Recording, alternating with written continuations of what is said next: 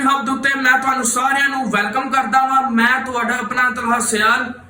ਅਸੀਂ ਜਿਵੇਂ ਕਿ ਤੁਹਾਨੂੰ ਪਤਾ ਹੋਵੇ ਕਿ ਪਲਾਟੋ ਦੀ ਸੀਰੀਜ਼ ਸ਼ੁਰੂ ਕੀਤੀ ਹੈ। ਪਲਾਟੋ ਦੇ ਬਾਰੇ ਤੁਹਾਨੂੰ ਮੈਂ ਦੱਸਦਾ ਪਿਆ ਵਾਂ ਕਿ ਉੱਤੇ ਤਨਕੀਰ ਕਰਦੇ ਹੋ, ਜ਼ਰਾ ਸੋਚ ਕੇ ਮੈਨੂੰ ਦੱਸੋ। ਮੇਰਾ ਖਿਆਲ ਹੈ ਕਿ ਤੁਸੀਂ ਕਹੋਗੇ ਨਹੀਂ ਅਸੀਂ ਜਮਹੂਰੀਅਤ ਉੱਤੇ ਤਨਕੀਰ ਨਹੀਂ ਕਰਦੇ, ਅਸੀਂ ਜਮਹੂਰੀਅਤ ਨੂੰ ਅੱਛਾ ਸਮਝਦੇ ਆ।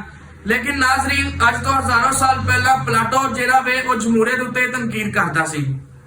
ਉਹਦੀ ਕੀ ਵਜ੍ਹਾ ਸੀ, ਉਹ ਕਿਉਂ ਜਮਹੂਰੀਅਤ ਉੱਤੇ ਤਨਕੀਰ ਕਰ? ਨਾਜ਼ਰੀਨ, ਪਲਾਟੋ ਆਖਦਾ ਕਰਦਾ ਸੀ ਕਿ ਜਮਹੂਰੀਅਤ ਦੇ ਅੰਦਰ ਹਰ ਬੰਦਾ ਵੋਟ ਦਿੰਦਾ ਵੇ, ਲੇਕਿਨ ਹਰ ਬੰਦਾ ਅਕਲ ਵਾਲਾ ਨਹੀਂ ਹੁੰਦਾ।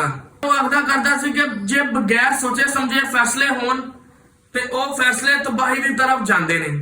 ਪਲਾਟੋ ਅਕਸਰ ਇੱਕ ਗੱਲ ਕਰਦਾ ਸੀ ਕਿ ਜੇ ਜਹਾਜ਼ ਅਗਰ ਹਰ ਬੰਦੇ ਨੂੰ ਚਲਾਉਣ ਵਾਸਤੇ ਦੇ ਦਿੱਤੇ ਜਾਣ ਤੇ ਉਹ ਤਬਾਹੀ ਹੈ, ਤੇ ਜੇ ਮੁਲਕ ਨੂੰ ਹਰ ਬੰਦਾ ਵੋਟ ਦੇ ਕੇ ਚੁਣੇਗਾ ਬਗੈਰ ਇਲਮ ਤੋਂ, ਬਗੈਰ ਕਿਸੇ ਸ਼ਊਰ ਤੋਂ, ਤੇ ਉਹ ਮੁਲਕ ਹੈ ਜਿਹੜਾ ਆਪਣੀ ਇੱਕ ਰਾਹ ਹੋ ਜਾਏਗਾ। ਜੇ ਤੁਸੀਂ ਨਾਜ਼ਰੀਨ ਅੱਜ ਦੇ ਹਾਲਾਤ ਵੇਖ ਲਓ, ਸਿਰਫ ਨਾਰੇ, ਸ਼ਊਰ ਤੇ ਆਪਣਾ ਕੀ ਕਹੀਦਾ ਵੇ ਇੱਕ ਮੁਖਾਲਫਤ ਉੱਤੇ ਤਨਕੀਦ ਵੇ, ਤੇ ਕਿਧਰੇ ਕੋਈ ਇਲਮ ਦੇ ਅੱਗੇ ਕੋਈ ਸ਼ਊਰ ਨਹੀਂ ਹੈ। ਪਲਾਟੋ ਦੀ ਇੱਕ ਗੱਲ ਮੈਨੂੰ ਅੱਜ ਇੱਕ ਜ਼ੋਰਦਾਰ ਹੁੰਦੀ ਹੋਈ ਨਜ਼ਰ ਆਉਂਦੀ ਹੈ।